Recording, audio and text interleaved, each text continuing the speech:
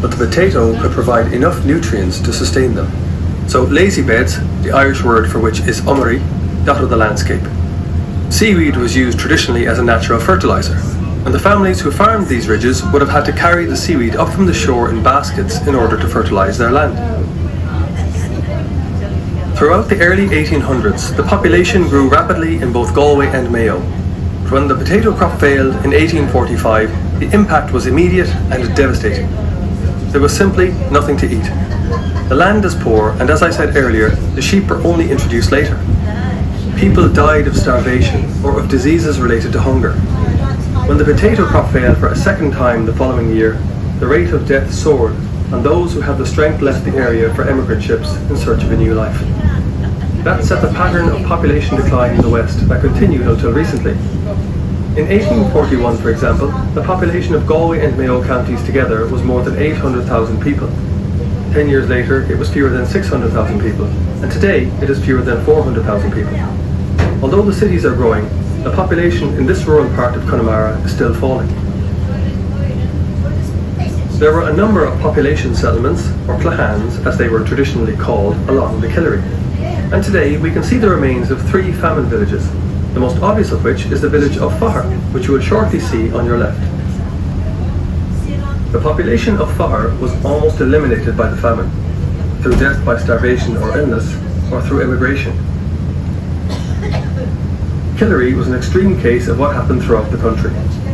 In the 10 years after the famine in Ireland, about 1 million people went to the New World, and 1 million people went to the next world, and the trend of emigration continued relentlessly for almost 100 years after that. The population of the island of Ireland has been rising for the past 50 years, but is even now 20% lower than the level it was before the famine. A less known fact about the famine in the 1840s is that the failure of the potato crop unfortunately coincided with the disappearance of herring shoals in the seas around Connemara.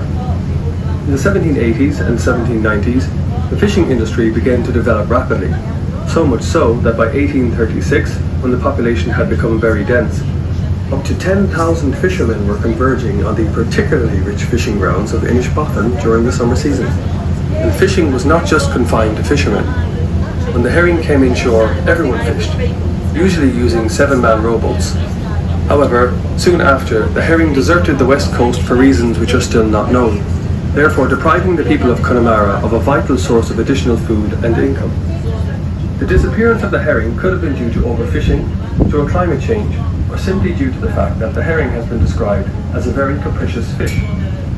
Local legend has it that the herring left the coast after a great fishing tragedy in which many fishermen from the Killary were drowned. It is believed that the herring would not return to an area for some time after such a drowning. Because of its isolated nature and its great natural beauty, Killary Fjord has attracted numerous writers and artists over the years.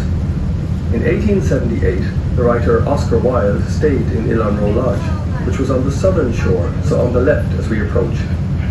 He famously described Connemara as a savage beauty with rugged and rebellious landscape, and we couldn't have put it better ourselves. Between 1910 and 1920, Ross Row Cottage, which is now a hostel, was rented by the famous Irish landscape artist Paul Henry, who painted many of his distinctive Connemara landscapes during his time in the Killary. Ross Row was also for a time the home of the great Austrian philosopher Ludwig Wittgenstein, regarded as one of the most important philosophers of the 20th century.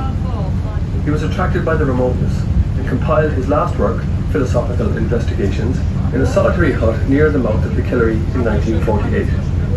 When not thinking great thoughts at his desk, he spent hours at a time looking out to sea and talking to the local seagulls, in German.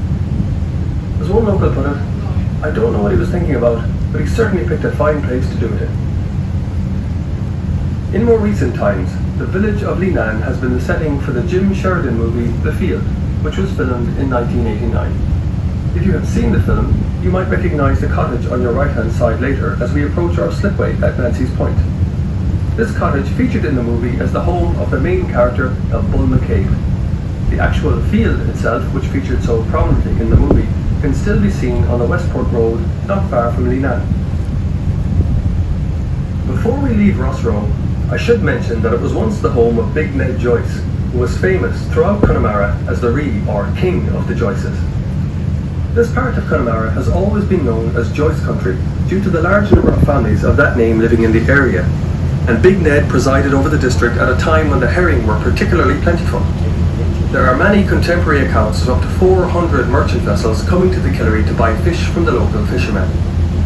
Big Ned would row from ship to ship to lay down the law and settle the price of herring on behalf of the fishermen. One suspects that Big Ned would be pleased to see that there is still a living to be made from the management of fish in his former home at the heart of his kingdom.